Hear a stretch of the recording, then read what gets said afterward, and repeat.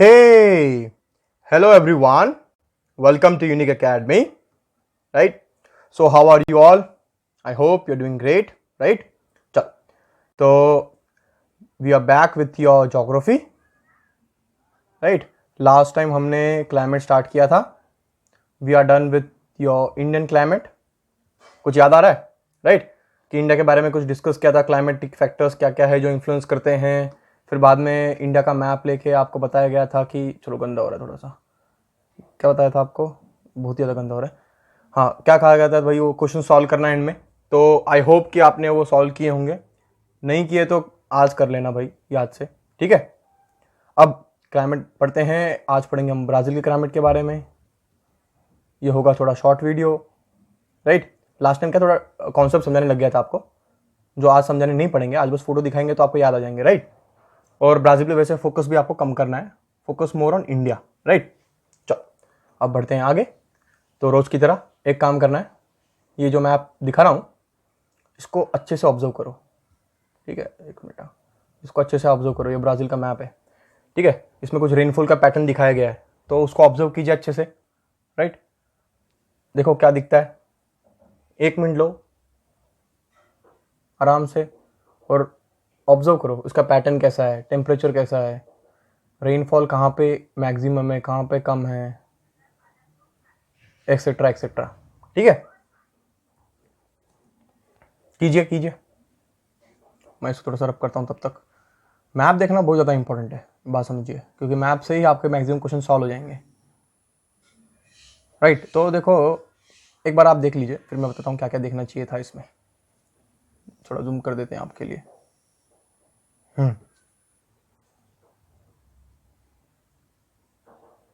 चलो मैं यहाँ से थोड़ा सा चले जाता हूँ तो आप यहाँ पे फोकस कर पाओ.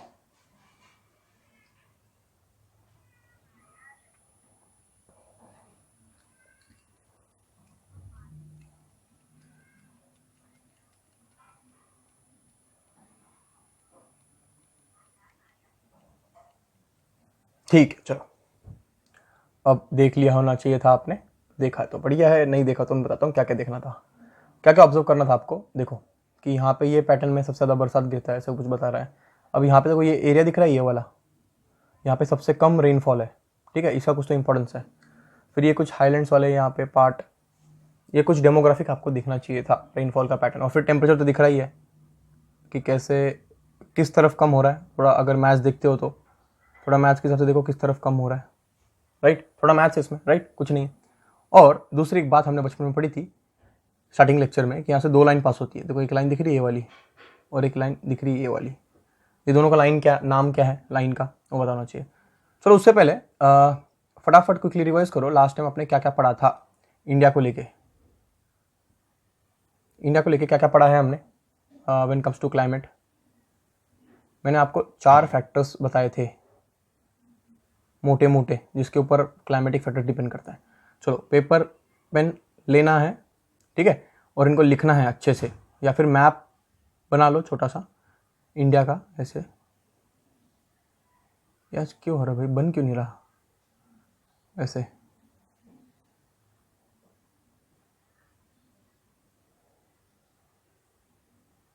ठीक है, थोड़ा सा इग्नोर कर देना भाई. ठीक है. ऐसा मैप बनेगा. बड़ा गंदा सा बनाया, पर थोड़ा इग्नोर कर दो यार. ठीक है. तो ये मैप में मुझे 4 फैक्टर्स बताइए आप कि वो 4 फैक्टर्स कौन से जिस पर क्लाइमेट डिपेंड करता है. राइट. याद आना चाहिए आपको. सिंपल वे में बताया था, तो रिकॉल कीजिए तब तक. ठीक है. मैं 2 मिनट देता हूँ आपको. ठीक है. ये बैकग्राउंड का नॉइज थोड़ा अवॉइड करना. क्या घर में बैठे लोग बोर हो रहे हैं तो गेम खेल रहे हैं बच्चों के साथ. ठीक है. तो हमको तो फोकस करना है, तो इतना कीजिए. राइट. ये 4 फैक्टर्स इंडिया के बारे में. राइट. चलो करो. हम जाते हैं यहाँ से.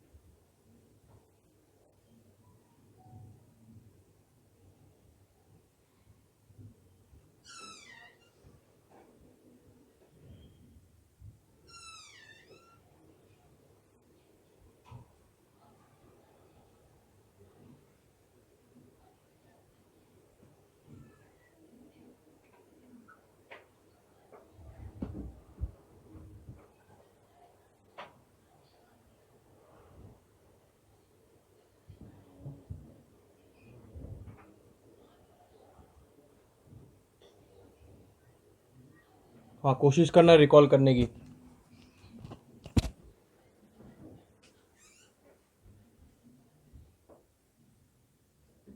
तो चलो, अभी याद आ गया होगा, राइट?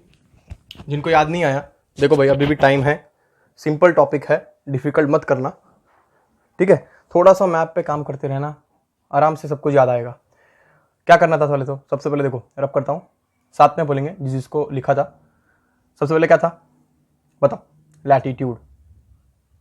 और लैटिट्यूड कौन सी थी इंडिया में? कैंसर।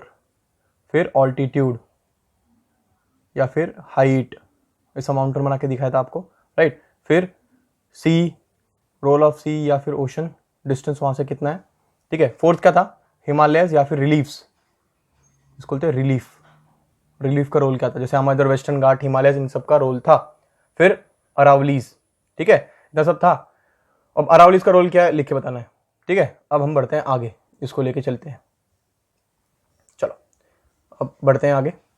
अब देखो यहाँ पे रेनफॉल का पैटर्न जो दिखाया है ये काम आएगा बहुत, कि देखो एडीज में कितना है, सबसे ज़्यादा मैक्सिमम कहाँ पे है वो देखना है, कि ये अमेजोन बेसिन में सबसे ज़्यादा मैक्सिमम होता है, फिर ग्रेजुअली डिक्रीज होने लग जाता है।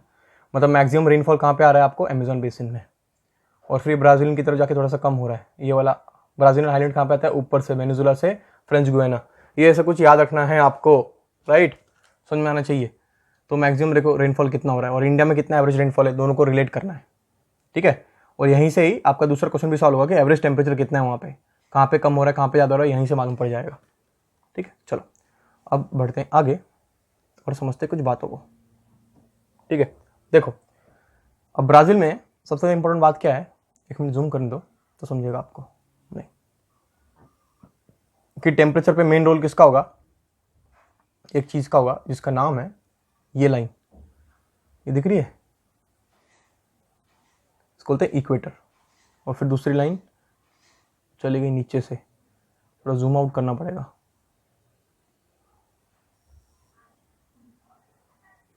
हाँ। तो पहली थी ये वाली लाइन इक्वेटर, दूसरी लाइन थी ये ट्रॉपिक ऑफ कैप्रिकॉर्न। तो दो लाइन कैसे क्या होगा, वहाँ पे रेडिएशन कम आएंगे या फिर रेडिएशन का वेरिएशन आएगा। अब रेडिएशन का वेरिएशन आएगा तो क्या होगा, वहाँ पे टेम्परेचर वेरिएबल रहेगा, टेम्परेचर वेरिएबल रहेगा तो क्या होगा, मानसून अलग होगा। मानसून क्यों अलग होगा? बिकॉज टेम्परेचर से क्या आता है? मॉइस्चर, मॉइस्चर इवापोरेट करता है, राइट? फिर हमने पढ़ा था लास्ट टाइम लैंड और वाटर में क्या डिफरेंस है उनका हीटिंग का पैटर्न का, राइट? लैंड जल्दी गर्म होता है, जल्दी ठंडा भी हो जाता है, पर वाटर को टाइम लगता है, इसलिए वहाँ पे हाई प्रेशर लो प्रेशर बन जाता है, याद आ रहा है? हाई प्रेशर के लो तरफ अट्रैक होते हैं, एक्सेट्रा एक्सेट्रा, वही पैटर्न होगा। तो यहाँ पे भी क्या है, फर्स्ट पॉइंट इज लैटिट्यूड। अब लैटिट्यूड क्या है, कौन से दो लैटिट्यूड है? कैंसर और, काहे का कैंसर भाई? इक्वेटर और Capricorn. So because of the vast latitudinal extent of Brazil it experiences wide range of temperature variation. Actually ये गलत दिया है पर ठीक है चल जाएगा, अभी आपको ज़्यादा डिटेल में नहीं समझाते, आपके लिए बस इतना ही काफ़ी है कि वहाँ पे दो लैटिट्यूडनल लाइन्स है। कौन सी? एक तो है इक्वेटर और दूसरी है ट्रॉपिक ऑफ कैप्रिकॉर्न। और मैंने कल ही बताया था आपको कि सन के मैक्सिमम रेडिएशन कहाँ पे आते हैं? इक्वेटर में। और फिर कम होते होते आते हैं कहाँ पे? सबसे कम आते हैं पोलार में। तो यहाँ पे दोनों जोन आ रहा है, राइट? और इंडिया में एक लाइन थी कैंसर जो डिवाइड करती थी ट्रॉपिकल और सब ट्रॉपिकल में, राइट? अब यहाँ पे तो देखो 3-4 जोन मिलेंगे आपको, ऊपर इक्वेटर जा रहा है, नीचे कैप्रिकॉर्न भी जा रहा है, राइट? तो अलग अलग वेरिएशंस दिख रहे हैं आपको और बहुत वेराइटी के वेरिएशंस है, पेरीज पैरानाज ऐसे टाइप के, इधर सवानास भी दिखते हैं आपको, ठीक है? वो हमारे लिए इंपॉर्टेंट है। हमारे लिए इंपॉर्टेंट क्या है, यहाँ पे दो लाइन है जिसके वजह से टेम्परेचर में डिफरेंस आता है। तो पहला पॉइंट क्या है? लैटिट्यूडनल, ठीक है? चलो अब करते हैं, और ये याद आना चाहिए बैकग्राउंड में। दूसरा, अब देखो ये थोड़ा सा करेक्शन है आपके बुक में हो जाता है, ह्यूमन है एंड ह्यूमन की खास बात है टू एयर इज ह्यूमन। जो गलती करता है वही तो इंसान है भाई। अब देखो यहाँ पे क्या है, ये गड़बड़ नहीं होनी चाहिए इसलिए आपको बता रहा हूँ, मिसप्रिंट हो जाती है हर जगह पे, थोड़ा जूम करना पड़ेगा, ऐसे नहीं समझेगा आपको। अब देखो यहाँ से मैराहो दिख रहा है ना आपको, मैराहो कहाँ पे? ये रहा मैराहो। यहाँ से कौन सी लाइन जा रही है?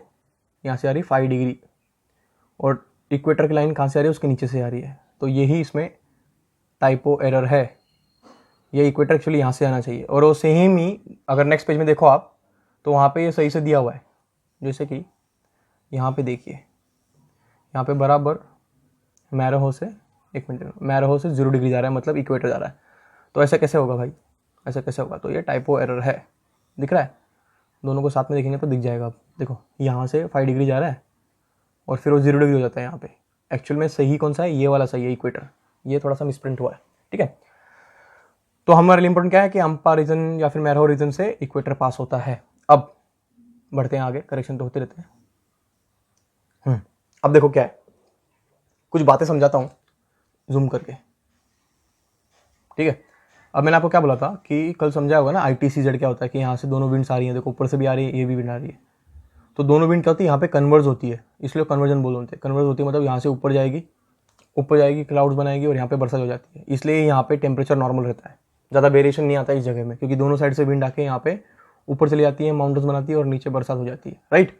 अब देखो यहाँ से इंपॉर्टेंट बात क्या समझना है कि थोड़ा दूसरा कलर लेते हैं, व्हाइट नहीं, ये वाला, ये हमारा साउथ अमेरिका, हाँ कि ना, कि नहीं है। देखो भाई साउथ अमेरिका ना, ये अफ्रीका है, ऊपर जाएंगे तो नॉर्थ अमेरिका आएगा, ठीक है। अब यहाँ से विंड देखो, ये तो हमने बोला था नॉर्थ ईस्टर्न विंड्स हैं, फिर ये इसको ट्रेड विंड्स भी बोलते हैं, फिर ये वेस्टर्लीज, फिर ये पोलर विंड्स। अब यहाँ पे देखो, यहाँ से ऊपर एक विंड जा रही है, राइट, तो यहाँ से एक विंड आती होंगी और यहाँ पे हमारा एस्कार्पमेंट वाला एरिया है, राइट। थोड़ा रब करते हैं तो समझ में आएगा ठीक से। देखो ये एस्कार्पमेंट वाला एरिया है हमारा, तो यहाँ से कौन सी विंड आ रही है, साउथ ईस्ट विंड्स। और देखो ये इक्वेटर यहाँ से पास हो रहा है, ऊपर से ये विंड सारी, इसका नाम क्या है, north eastern winds, north eastern trade winds, right. तो ये दो विंड रिस्पॉन्सिबल है वहाँ पे मानसून लाने के लिए, राइट। और दूसरा मैंने क्या कहा था, जहाँ पे भी इक्वेटर होगा वहाँ पे दोनों साइड से विंड्स आती है, कन्वर्स होती है, और क्या होता है वहाँ पे ये ऊपर चली जाती है, इवापोरेट होकर वहाँ पे बनाती है क्लाउड्स, और क्लाउड से वहाँ पे गिरता है रेनफॉल। चलो काला रेनफॉल दिखाते हैं। इसलिए यहाँ पे टेम्परेचर नॉर्मल रहता है, ज़्यादा वेरिएशन नहीं होता यहाँ पे, ठीक है ना, थोड़ा बड़ा लिख दिया, ठीक है। दोनों विंड्स आके कन्वर्ज हो रही है वहाँ पे, ऐसे मिल रही है नहीं दूसरे को, तो ऊपर चली जाती है। समझा के नहीं समझा भाई, बाउंसर नहीं जाना चाहिए। तो देखो अब सिंपल क्वेश्चन है, ज़्यादा लोड नहीं लेना ब्राज़ील का, कि कौन से दो विंड्स है जो ब्राज़ील में रेन लेके आती है। हमने अभी समझा था, ये तो नीचे से आती है साउथ ईस्ट ट्रेड विंड्स, ये रही। देखो कुछ भी नहीं समझ में आ रहा, तो यहाँ पे कौन सा डायरेक्शन है, साउथ है, और ये यहाँ पे साउथ है, और ये कौन सा है, ईस्ट है। तो साउथ ईस्टर्न ट्रेड विंड से यहाँ पे बरसात आती है। हमारे यहाँ पे कौन सा थी, साउथ वेस्टर्न ट्रेड विंड्स, याद आ रहा है, साउथ वेस्ट केरला में, तो यहाँ पे साउथ ईस्ट दिख रहा है ना, यहाँ पे दिखा दिया। इसको ट्रेड विंड्स बोलते हैं, याद रखना, trade winds is called monsoon winds, ये भूलना मत भाई, थोड़ा थोड़ा एरर मत करना, ऐसा मार्क्स मिलते हैं। और दूसरा ये ऊपर से आ रहा था नॉर्थ ईस्ट ट्रेड विंड्स, ये वाला पार्ट, एक मिनट, इसको बहुत कुछ हो गया, हाँ ये नॉर्थ ईस्ट ट्रेड विंड्स, ठीक है। तो Brazil gets rainfall from two important, that is south east trade winds and north east trade winds. अभी हमने देखा, समझा अच्छे से, देखो रटना नहीं है, ये दिमाग में रखना है, आराम से आएगा। कल मैंने बनाने लगाया था ना आपको, ऐसा है, थोड़ा बना ही देते हैं उनको, कुछ भी याद नहीं आता तो ऐसा बनाना है। और ये इक्वेटर पास होता है, फिर यहाँ से कैंसर, यहाँ से कैप्रिकॉन, और ये ऊपर पोलर। डायरेक्शन कैसा होता है, ये ऐसा ऊपर से नीचे आते हैं, राइट। और यहाँ से कैंसर में ये ऊपर जाती है ऐसे, और वापस पोलर से नीचे आती है, और यहाँ पे भी उल्टा, राइट, ऐसा, ठीक है ना, समझ में आ रहा है कि नहीं। तो ये यहाँ पे कन्वर्ज होती है इक्वेटर पे, तो रटना कुछ नहीं है, ये मैप को देखना अच्छे से और लिख लेना है। चलो 1 मिनट देता हूँ कि ये आराम से लिख लो इसका रीजन के साथ। यहाँ पे थोड़ा जूम कर दूँ क्या, लिख लो ये क्या होता है, क्यों टेक्निकल पार्ट है, लिख लो इसको आराम से, टाइम लेना है, लिखना है, ज़्यादा कुछ है नहीं इसमें, लिख लीजिए, कहीं कभी पूछ ले तो you should be able to answer. लिखो लिखो,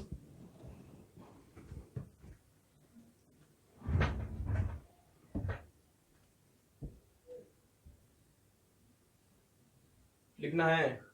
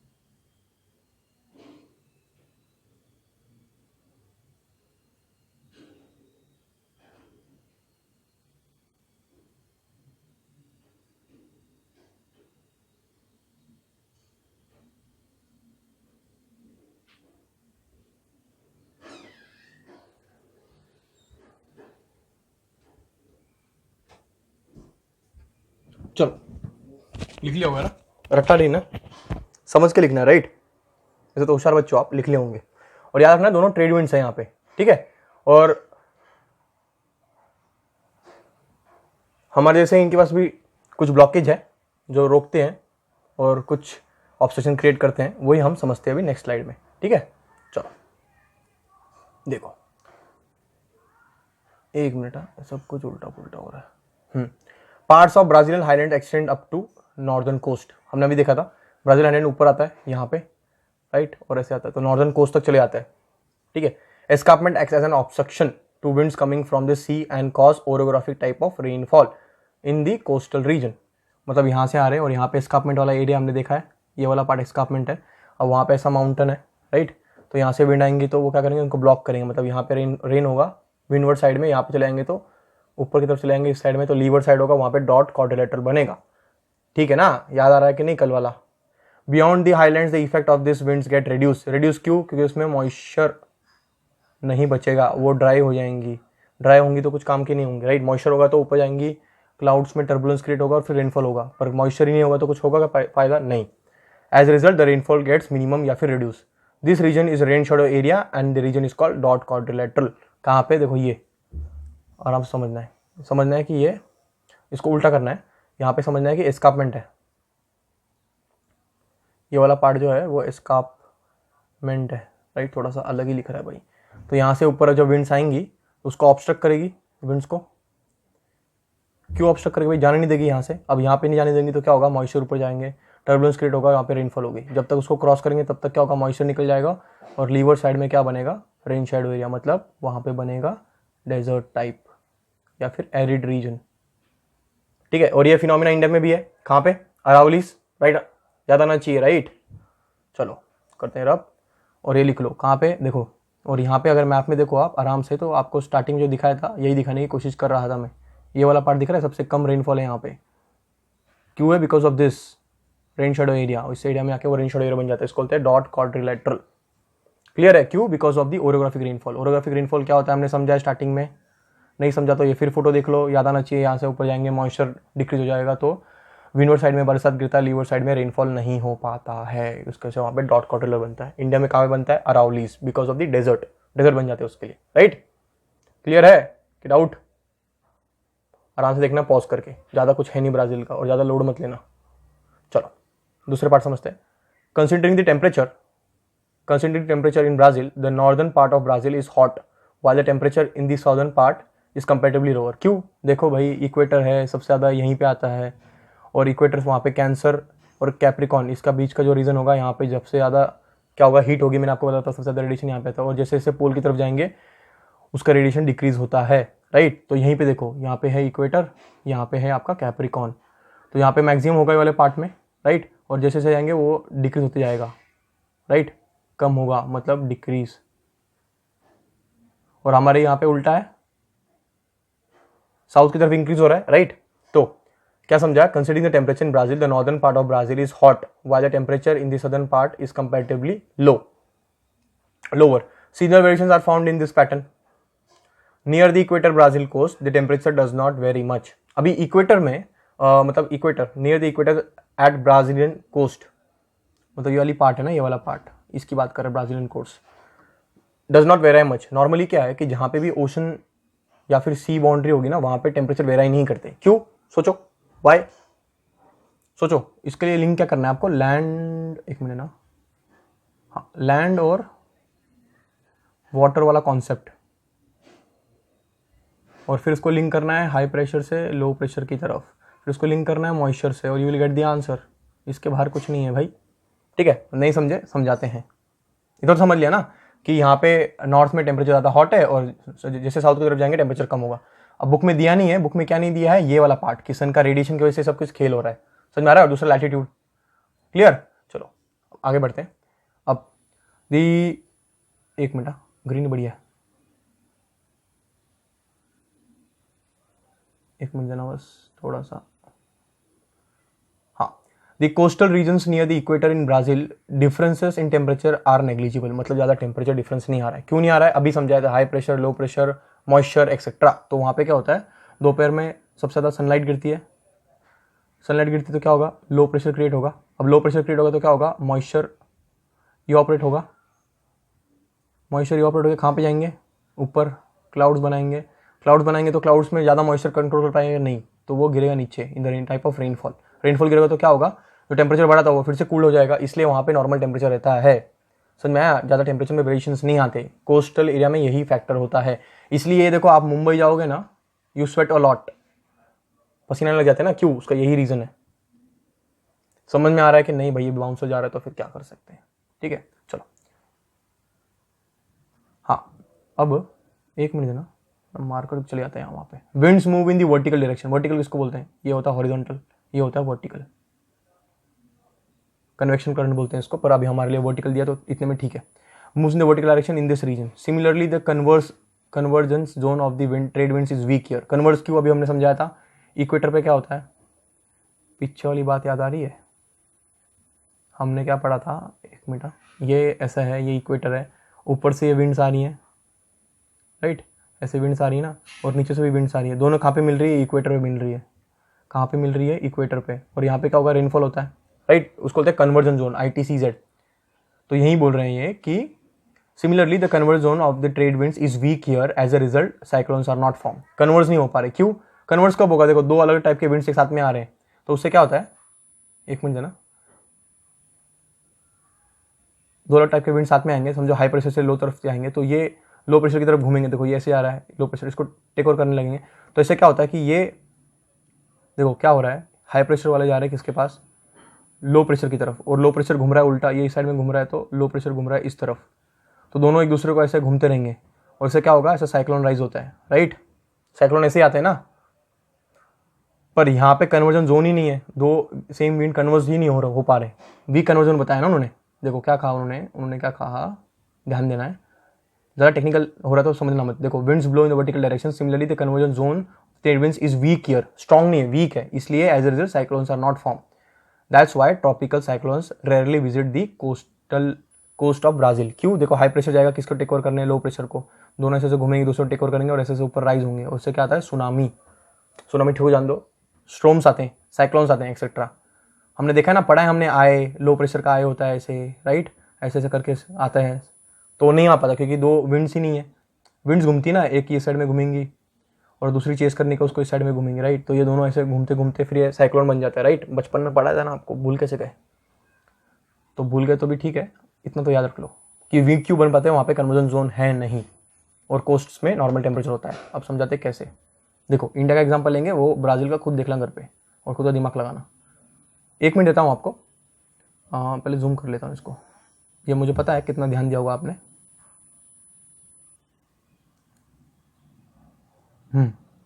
ये दिल्ली, कोलकाता, चेन्नई और मुंबई, इसमें का ठीक से ध्यान देना है, ये क्या दिखाना चाह रहा है, ठीक है। 2 मिनट देता हूँ आराम से, इसको आराम से ऑब्जर्व कीजिए और मुझे बताइए क्या बताना चाह रहा है ये ग्राफ। बड़ा गंदा लिख रहा हूँ यार, 2 मिनट देता हूँ, ठीक है, आराम से लीजिए टाइम, उसको देखिए, मैं करता हूँ उसको रफ, लिखो, देखो आराम से, राइट, ऑलमोस्ट डन है, इतना ही बस टेक्निकल पार्ट है, करो।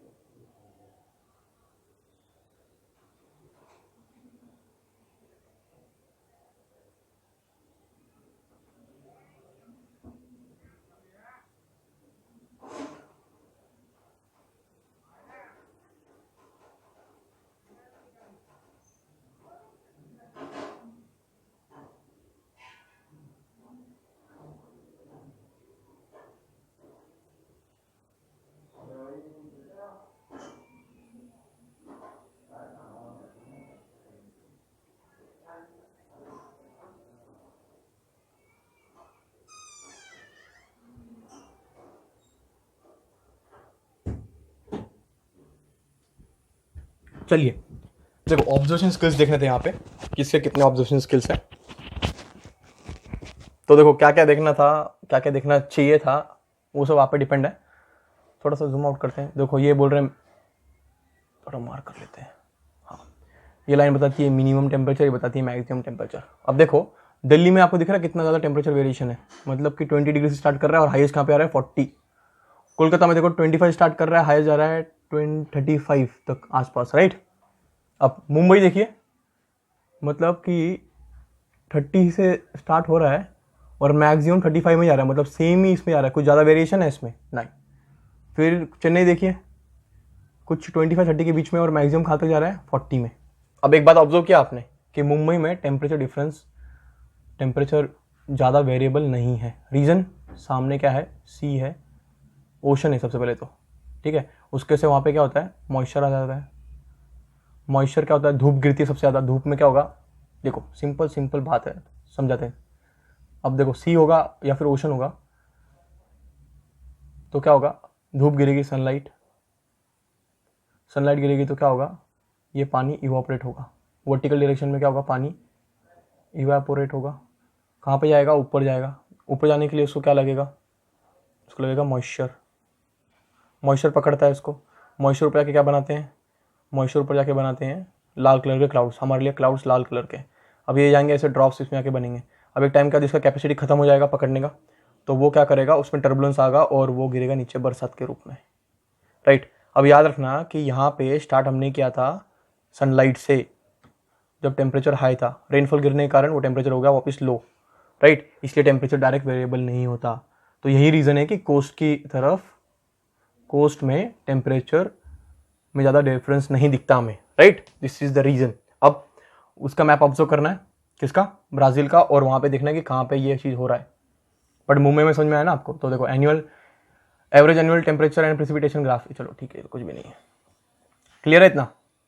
अब छोटी सी बात है, ये अच्छे बंदर दिख रहे हैं, ये थोड़ी एनिमल्स हम वाइल्ड लाइफ समझेंगे, ये कुछ अलग टाइप का प्राणी है, इसका पता नाम क्या होता है, ये क्या होता है, देखना है आपको, ये सब आपके बुक से लिया हुआ है। तो average temperature in the Amazon valley is 25 to 28 degree Celsius, ज़्यादा वेरिएबल नहीं होता। Then climate is cooler in the highlands. क्यों होगा भाई हाईलैंड्स में क्लाइमेट कूलर, बरसात गिर गई, राइट, इसलिए।